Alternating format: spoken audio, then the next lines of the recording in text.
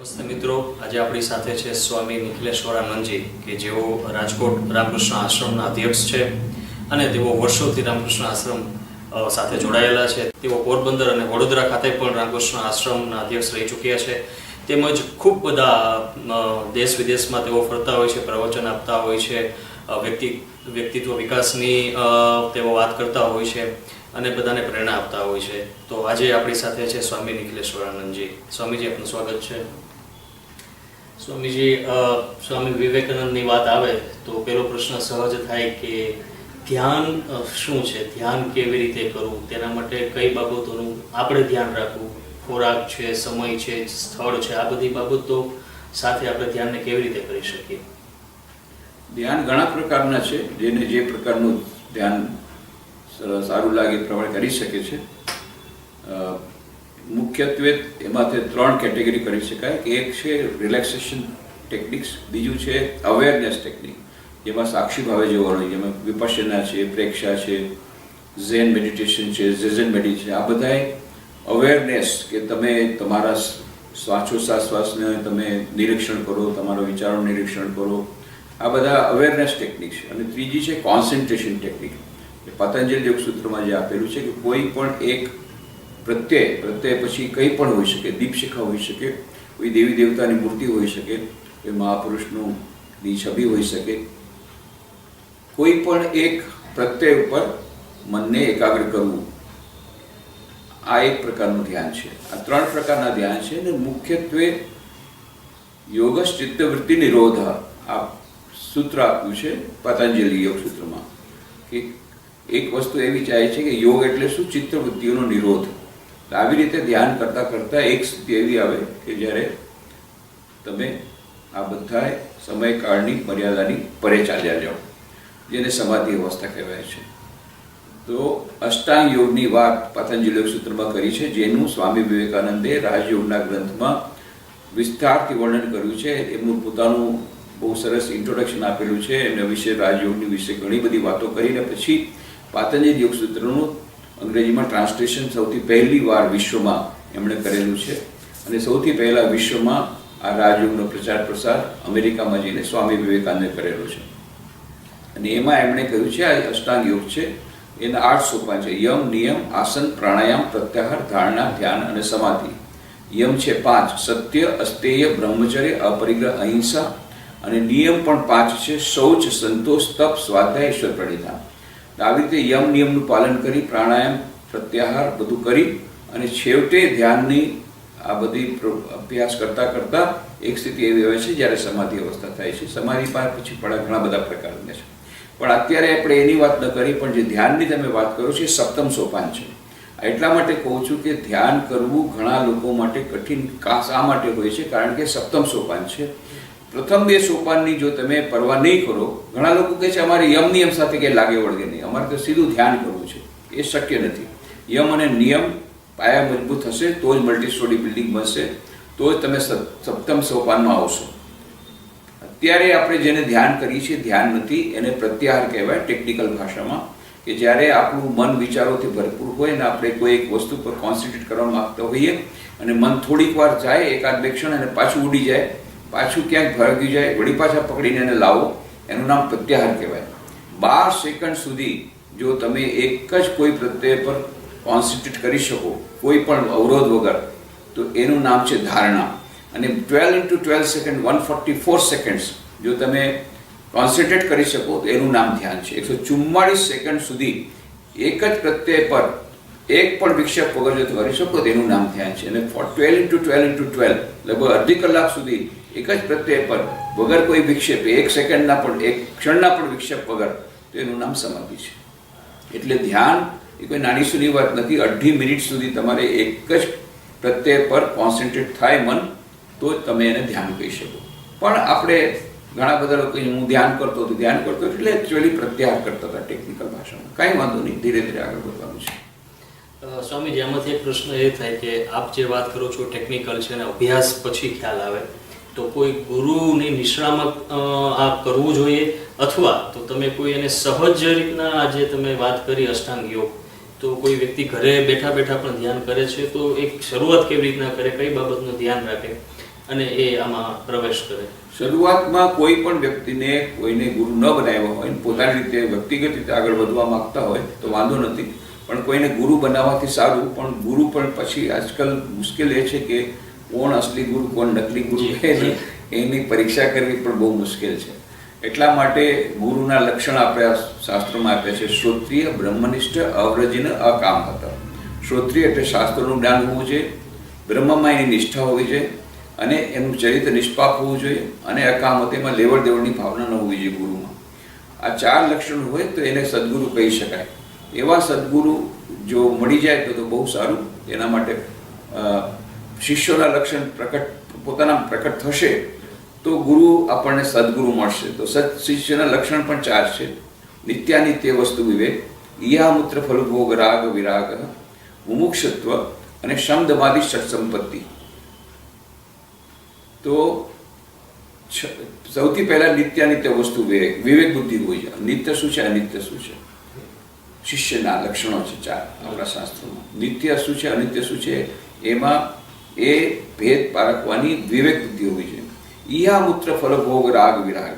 ઈહા અને અમૂત્ર પૃથ્વી પરના અને સ્વર્ગના બધા જ ભોગો પ્રત્યે વિતૃષ્ણા હોવી જોઈએ, વૈરાગીની ભાવના હોવી જોઈએ. અને પછી ત્રીજું મુમુક્ષત્વ. મોક્ષ એટલે મુક્તિ પ્રાપ્તિની ઈચ્છા, બધા દુઃખોમાંથી મુક્તિ પામવાની ઈચ્છા, અજ્ઞાનમાંથી નિવૃત્તિ પામવાની ઈચ્છા, આ મુક્તિ પ્રાપ્ત કરવાની ઈચ્છા, મોક્ષા, આ હોવું જોઈએ. અને 6 પ્રકારની સંપત્તિ હોવી જોઈએ. 6 પ્રકારની સંપત્તિ એટલે એવું નહીં કે ભાઈ મારી એક પ્રોપર્ટી મુંબઈમાં છે, એક રાજકોટમાં છે, એ સંપત્તિ નથી કહેતા. સમદમાદિ, સમ, દમ, ઉપરથી, તિતિક્ષા, શ્રદ્ધા, સમાધાન, આ સંપત્તિ છે. સમદમાદિ ષટ સંપત્તિ, 6 સંપત્તિ. શ્રમ એટલે પોતાના મનને શમન કરવાની યોગ્યતા. દમ પોતાના ઇન્દ્રિયોને દમન કરવાની યોગ્યતા. ઉપરથી પોતાના મનને પાછું વાળવાની યોગ્યતા. તિતિક્ષા, તિતિક્ષા એટલે માત્ર સહન કરવું નથી, પણ આદિ શંકરાચાર્ય કહે છે સહનમ સર્વ દુઃખાનામ અપ્રતિકાર પૂર્વકમ. પ્રતિકાર કર્યા વગર સહન કરવું. આમ તો બધાય સહન કરે છે, આટલી બધી ગરમી છે, બળબડ કરતા કરતા ખૂબ ગાળો આપતા આપતા બધા સહન કરે છે, એવું નહીં. અપ્રતિકાર પૂર્વકમ, પ્રતિકાર કર્યા વગર એ સહન કરે, તેનું નામ તિતિક્ષા છે. અને શ્રદ્ધા, શ્રદ્ધા તો સૌથી મોટી વસ્તુ છે શ્રદ્ધા. અને સમાધાન એટલે મનની એકાગ્રતા, મનને સમાધાન કરવાની કેપેસિટી. આ 6 પ્રકારની સંપત્તિ હોય છે. આ શિષ્યના લક્ષણ છે. શિષ્યના આવા લક્ષણ આપણામાં પ્રકટ થશે તો આપણને તરત જ સદગુરુ મળશે. અને જેટલા પ્રમાણમાં આપણા શિષ્યના લક્ષણ પ્રકટ થશે એટલા પ્રમાણમાં એટલા એવા સદગુરુના આપણને એનો પરચો થશે, આપણને એની ભેટ થશે. તો આપણે ધીરે ધીરે આપણે અત્યારે પીએચડી કરવું નથી. પીએચડી હોય તો આપણને ગાઈડ જોઈએ ડોક્ટરેટ કરવા માટે. પણ જો આપણે 10મા ધોરણના હોઈએ તો આપણને કોઈ ગ્રેજ્યુએટ પણ ટીચર આપણને ભણાવી શકે છે. એવી રીતે આપણે બહુ ઉચ્ચ કોટીના આપણને સંત ન મળતા હોય તો કાંઈ વાંધો નહીં. આપણે જો જે સ્થિતિમાં છે એ પ્રકારે આપણને પણ આ 4 લક્ષણો તો મળવા જોઈએ. કોણે ઈશ્વર પ્રાપ્તિ કરી છે કે નહીં આપણને ખબર નથી, કોણ કેટલી જગ્યાએ પહોંચ્યું છે આપણને ખબર, આપણે કોણ છે એની પરીક્ષણ કરવાવાળા. પણ 4 પરીક્ષણ કરી શકાય. શ્રોત્રિય એને શાસ્ત્રનું જ્ઞાન છે કે નહીં, બ્રહ્મનિષ્ઠ બ્રહ્મમાં નિષ્ઠા છે કે નહીં, એટલે ઈશ્વર સમર્પિત એનું જીવન છે કે નહીં. અને ત્રીજું કે નિષ્પાપ, એનું ચરિત્ર નિષ્પાપ હોવું જોઈએ. અને અવ્રજીન, અને ચોથું છે અકામહત, એમાં લેવડ દેવડની ભાવના ન હોવી જોઈએ. આટલા લક્ષણો આપણે જોઈ શકીએ. પછી કોણ કેટલા પ્રમાણમાં આધ્યાત્મિક આગળ વધેલા છે કદાચ આપણને અત્યારે ન ખબર પડે, પણ આ 4 લક્ષણો મળી જાય તો આપણે એને ગુરુ બનાવવાના. અને સદગુરુ પાસેથી એમની બધી આપણને માર્ગદર્શન મળી જશે. રામકૃષ્ણ મઠ મિશનમાં પણ અમારી પરંપરા છે કે ગુરુ બનાવવાની, કે પણ અમારે ત્યાં એવી પરંપરા છે કે માત્ર પ્રેસિડેન્ટ અને વાઇસ પ્રેસિડેન્ટને જ અધિકાર આપેલો છે રામકૃષ્ણ મઠ મિશનમાં, કે જે લોકો મંત્ર દીક્ષા આપે અને ગુરુ બની શકે. બીજા કોઈ અમે લોકો કોઈ મંત્ર દીક્ષા ન આપી શકીએ. શા માટે? કારણ કે ટ્રાન્સમીટર સેટ પાવરફુલ હોય અને રિસીવર સેટ પાવરફુલ હોય તો જ ટ્રાન્સમિશન થશે. તો ટ્રાન્સમીટર સેટ પાવરફુલ એનો મતલબ શું છે? આધ્યાત્મિક રીતે જે આગળ વધેલા છે સમસ્ત રામકૃષ્ણ મઠ મિશન, જે સંન્યાસીઓ સૌથી આગળ વધેલા છે એ લોકોને અમે ટ્રસ્ટી બનાવીએ ઇલેક્ટ કરીને, અને એમાંથી પાછા ઇલેક્ટ કરીને પ્રેસિડેન્ટ વાઇસ પ્રેસિડેન્ટ અમે બનાવીએ. તો જે લોકો આધ્યાત્મિક આગળ વધેલા હોય એને જ અમે બનાવીએ, તો એ લોકો જ મંત્ર દીક્ષા આપી શકે અને ગુરુ બની શકે. તો આવી રીતે આપણે જોવું જોઈએ કે ભાઈ એ સદગુરુ આપણને મળે તો એની પાસેથી આપણે એ દીક્ષા લઈ અને આગળ વધી શકીએ. જ્યાં સુધી આવા ગુરુ નથી મળ્યા ત્યાં સુધી આપણે યમ નિયમનું પાલન કરી અને ધીરે ધીરે આપણે બીજી ઘણા બધા આવે છે, ઇન્ટરનેટમાં મળે છે, એ પણ આપણે કરી શકાય છે. પણ એમાં એક બે વસ્તુ યાદ રાખવાની. એક પ્રાણાયામ છે એ રેચક પૂરક કરો, અનુલોમ વિલોમ કરો, કુંભકમાં ન જાઓ. એક અમારા ટ્રેડિશન પ્રમાણે કુંભક બહુ ડેન્જરસ છે, એના કરતી ઘણી બધી સ્થિતિઓ આવે છે અને પછી આપણે આધ્યાત્મિક જીવનમાંથી ભટકી જવાય છે અને એનાથી પછી પાછા રિએક્શન આવે છે.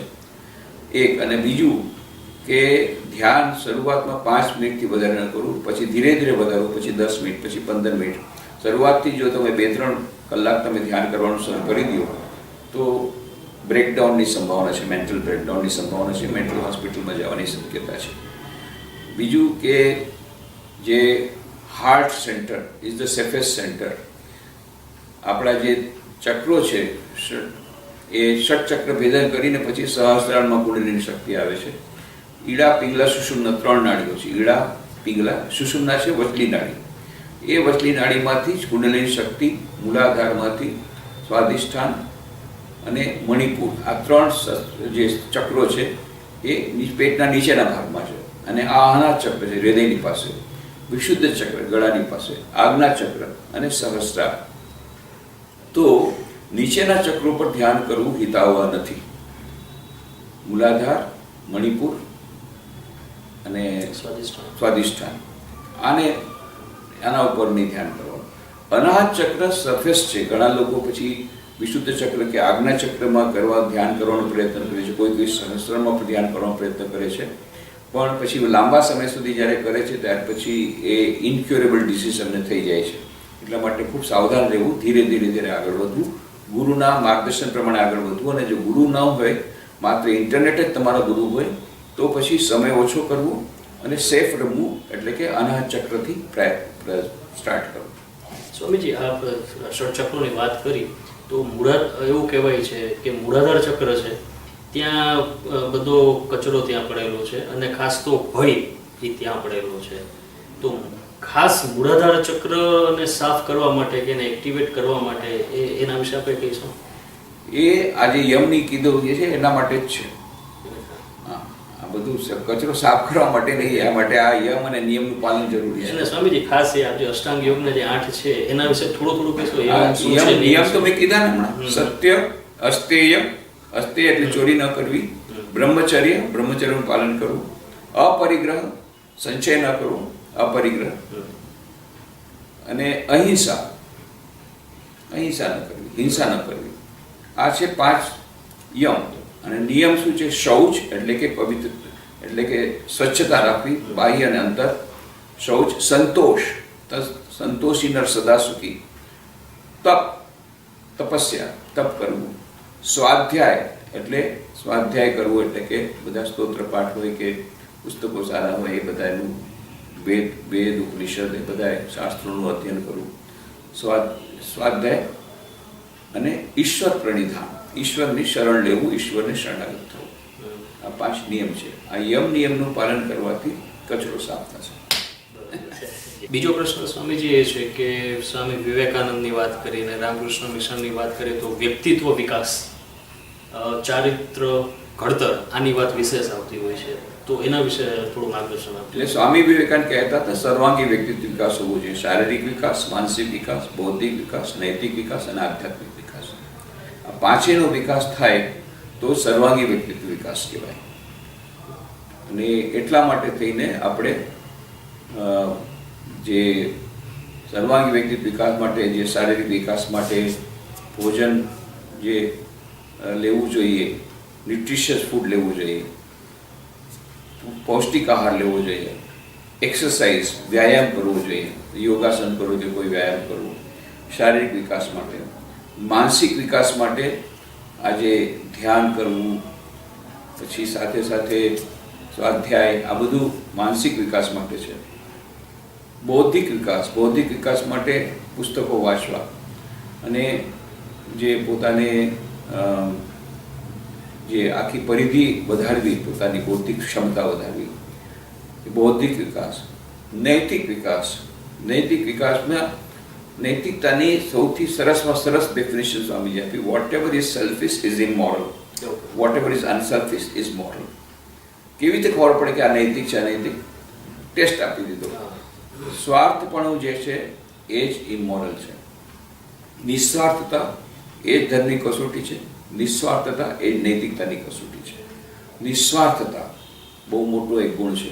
નિસ્વાર્થતા, સેવા, આ જેટલા વધશે સેવાની ભાવના, નિસ્વાર્થતાની ભાવના, ત્યાગની ભાવના જેટલી વધશે અને નિરંકારિતા, એટલા આપણું ચરિત્રનો વિકાસ થશે.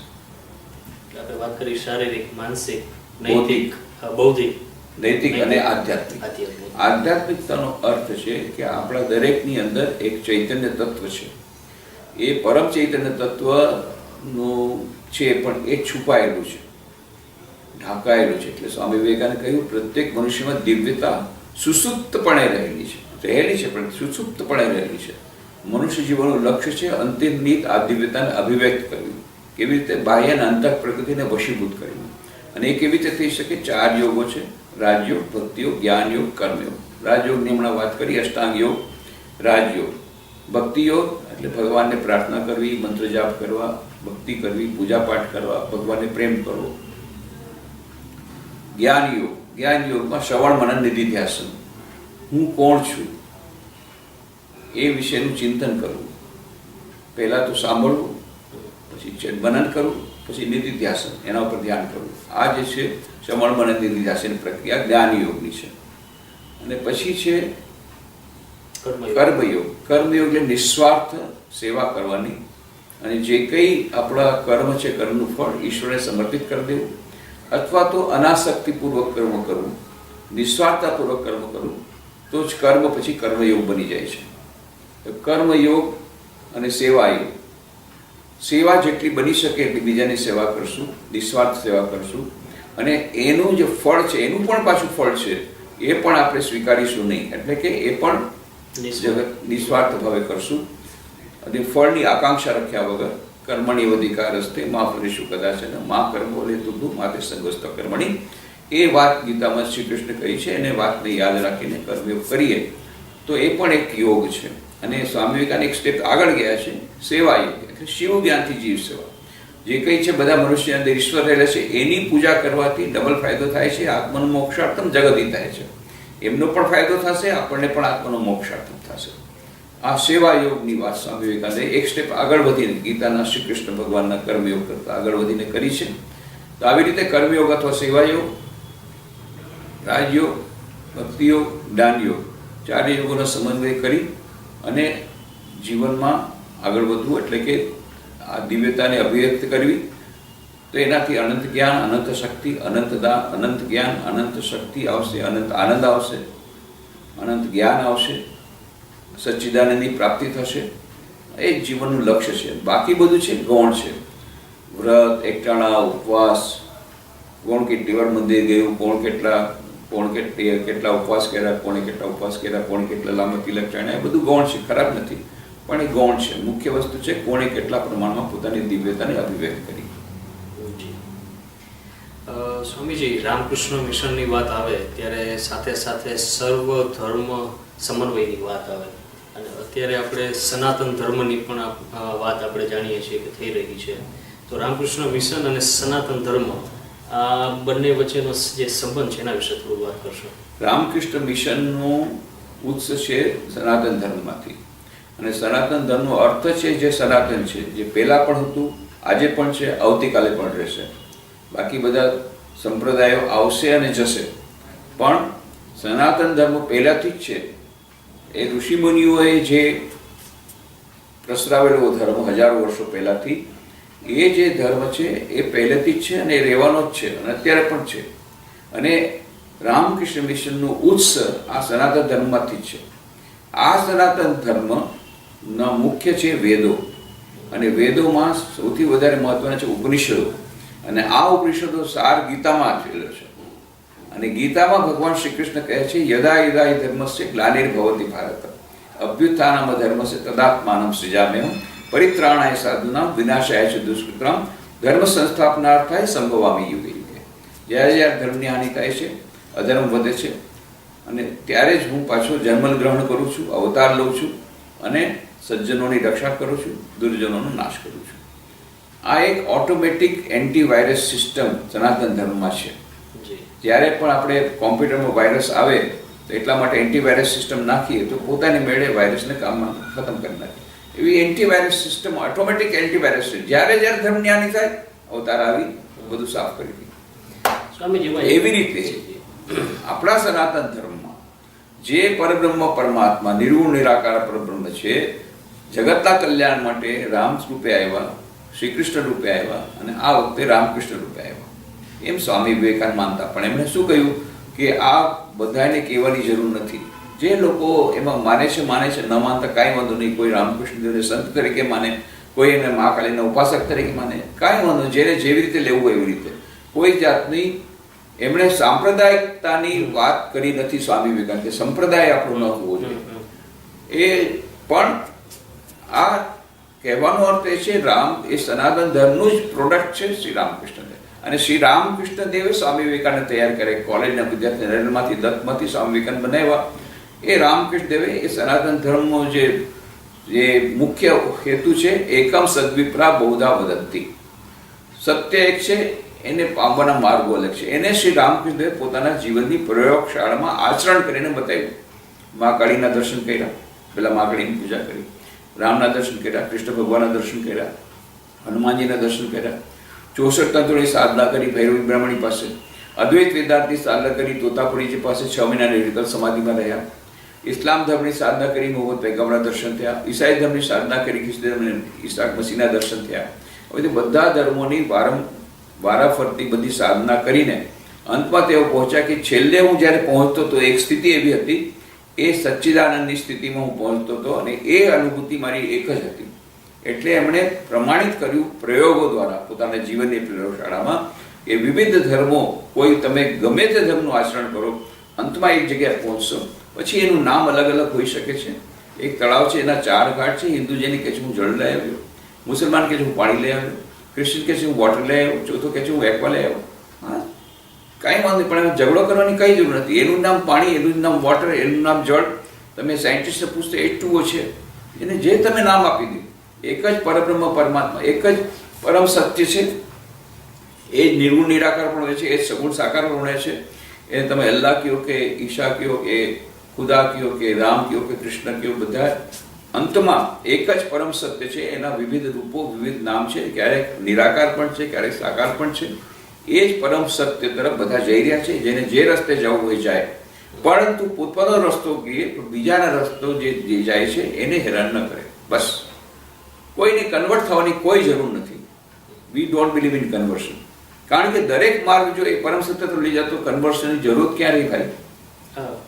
What is the need of conversion? Why conversion? Every path leads to the same goal.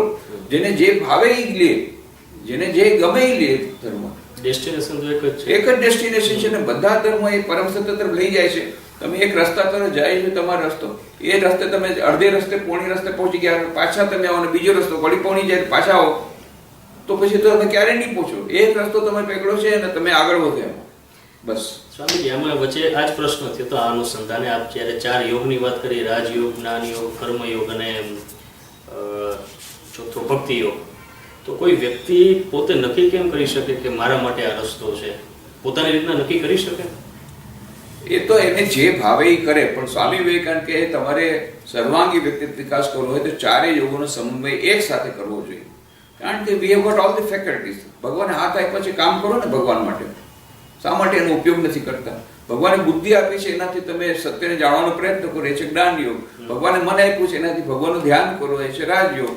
અને ભગવાને હૃદય આપ્યું છે, જે પ્રેમ આપવા માંગે છે ને પ્રેમ દેવા માંગે છે, તો ભગવાનને પ્રેમ કરો, જેથી પ્રેમ કર્યા પછી કોઈ પસ્તાવો ન થાય. અનંત પ્રેમ તમને મળશે.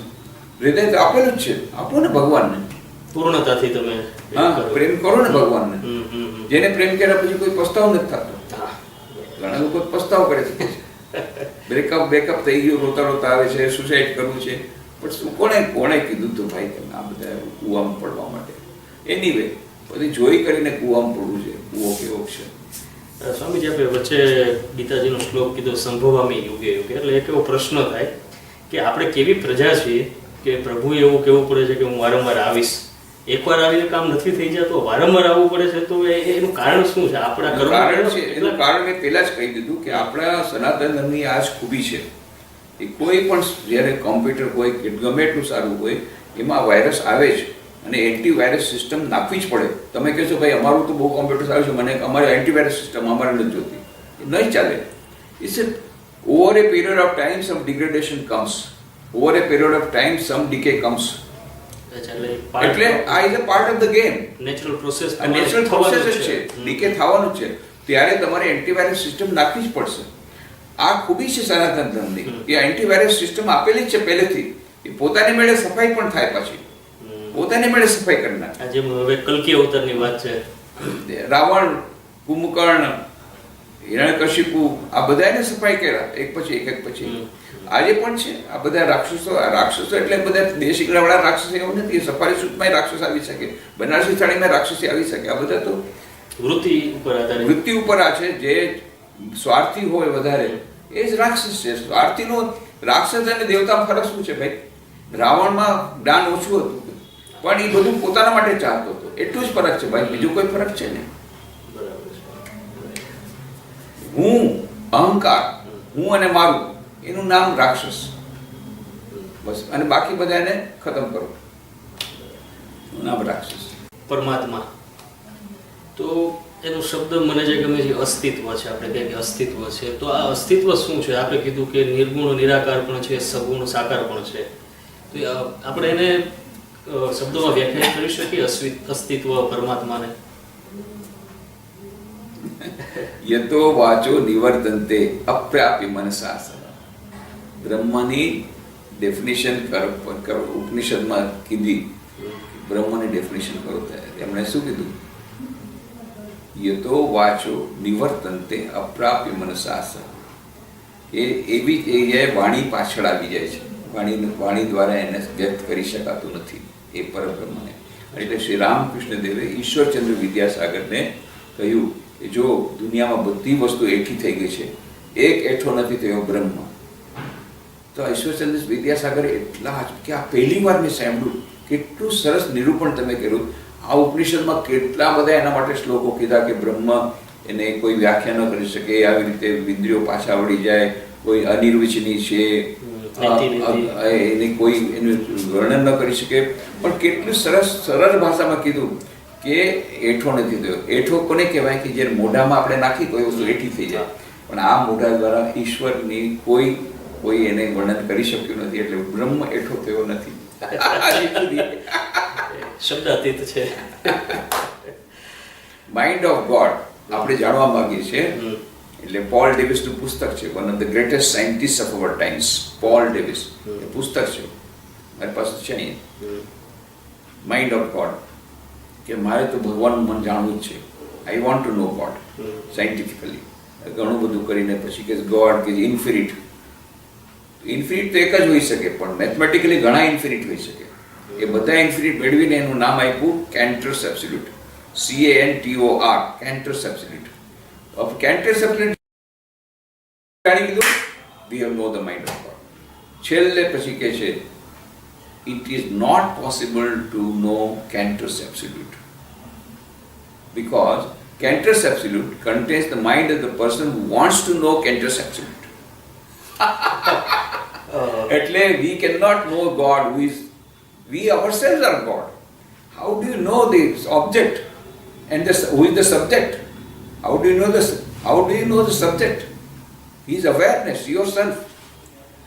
So, Cantor's absolute contains the mind of the person who is wanting to know the mind of Cantor's absolute or mind of God. The mind of God contains the mind of the person who wants to know mind of God. How can you know it? Pachi chale, perhaps the mystical process is the only process whereby you can know the mind of God. Mystical process. તમે ધ્યાનના ક્ષણોમાં, સમાધિના ક્ષણોમાં તમે પરમ તત્વની ઉપલબ્ધિ કરી શકો અને પછી સમાધિમાંથી પાછા જ્યાં સુધી નહીં આવો ત્યાં સુધી તમે વર્ણન નહીં કરી શકો અને સમાધિ અવસ્થામાં પાડ્યા પછી તમે વર્ણન નહીં કરી શકો. So that cannot be described. That state cannot be described when you are in this state. And when you are in that state, you cannot open your mouth. એટલે શબ્દોથી વધીને એટલું કહી શકાય કે તત્વમસી તત્ત્વમ અસી. બસ એટલું જ કીધું. You are that. હા, પણ એને તમારે હા એ તો તત્વમસીનો પણ ઘણા બધા લોકો ખોટો અર્થ લે છે. તત્વમસી એટલે પોતાને આ જે માઇન્ડ બોડી કોમ્પ્લેક્સ ને તત્વમસી નથી. ઘણા લોકો કહે છે આ રાક્ષસમાં ને દેવતામાં ફરક શું છે? રાક્ષસે બધાને કીધું તમે તત્વમસી કહી દીધું, રાક્ષસ કે મારો દેહ છે એ જ હું જ, એ જ મારો બ્રહ્મ છે. એટલે દેહને જ વધારે ને વધારે તમે શણગારો, દેહને જ વધારે વધારે ખવડાવવાનું આપો, ખૂબ આનંદ કરો, મોજ કરો, ઇન્દ્રિયો કરો. આ છે રાક્ષસ. અને દેવતાએ કીધું ના, એ તો નહીં હોઈ શકે, કારણ કે શરીર તો વધે છે. આને તો કીધું આ તો અનંત છે. એટલે ધીરે ધીરે કરીને પછી આત્મા તરફ વળ્યા. એ આત્માને લક્ષ્ય કરીને કહેવા છે, તમારા શરીરને નહીં, તમારા મનને નહીં, તમારા બુદ્ધિને નહીં, તમારા ચિત્તને નહીં, તમારા અહંકારને નથી કીધું કે તમે તત્વમસી છો. એ બધાયની પરે એક પરમ તત્વ છે જે દરેકની અંદર રહેલો છે, આત્મા, દિવ્ય આત્મા. એ દિવ્ય આત્માને કહેવાય છે તે તું જ છો. એ પરબ્રહ્મ and this is one. Atman is equal to Brahma. But that is the ultimate reality. But જે એ આત્માની વાત છે એ શુદ્ધ, નિત્ય શુદ્ધ બુદ્ધ આત્મા અને નિત્ય શુદ્ધ બુદ્ધ બ્રહ્મ, both are same, equal. પણ જે જીવાત્મા છે, જે ચૈતન્ય તત્વ મન બુદ્ધિ ચિત્ત અહંકારથી અપહરિત થયેલો છે, એ એના માટે તત્વમસી નથી કીધું. આટલું યાદ રાખવું જોઈએ. એટલે જે સ્થિતિમાં એ શબ્દ કહેવાનો એ આપણે સ્થિતિમાં હોય તો આપણે સ્થિતિમાં એટલે કે આપણે એને દિવ્ય આત્માને કહીને કીધું છે કે આપણી અંદર જે દિવ્ય જે એક તત્વ છે એના માટે તત્વમસી કીધું છે. તત્વ તમે જે તત્વ તત્વમ અસી, એ પરબ્રહ્મ, એ તમે જ બ્રહ્મ છો. અહમ બ્રહ્માસ્મિ તત્વમસી બીજો શબ્દ એ પણ છે. અયમાત્મા બ્રહ્મ એ પણ એક જ છે. એટલે બ્રહ્મ અને આત્મા એક જ છે. આ ગ્રેટ ઇક્વેશન છે આધ્યાત્મિકતાનું. But that is the final equation. And that બ્રહ્મ અને આ આત્મા, એ કયો આત્મા? નિત્ય શુદ્ધ બુદ્ધ આત્મા, નોટ ધીસ જીવાત્મા. બંનેમાં ફરક છે. જ્યાં સુધી આપણે અજ્ઞાનનું આવરણ છે ત્યાં સુધી આપણે નિત્ય શુદ્ધ બુદ્ધ આત્મા નથી. અને આ ક્યારે સમજી શકું? જ્યારે અજ્ઞાન દૂર થશે ત્યારે flash, then you'll understand Tatvamasi કે અહમ બ્રહ્માસ્મિ. ક્યારે? કે જ્યારે અજ્ઞાનનો પડદો દૂર થાય. અજ્ઞાનનો પડદો દૂર કરવા માટે 4 ઉપાય છે: રાજયોગ, ભક્તિયોગ, જ્ઞાનયોગ, કર્મયોગ. અને it is A long run process, એક બે દિવસની વાત નથી. સમય કાઢી અને ખૂબ ખૂબ વાતો કરી અને જેનાથી ઘણું બધું જાણવા મળ્યું અને પ્રેરણા મળી. અને હવે એવું થાય છે કે ફરીથી આપણે મળશું. તો આપણા સમય બદલ આપનો ખૂબ ખૂબ આભાર. Thank you.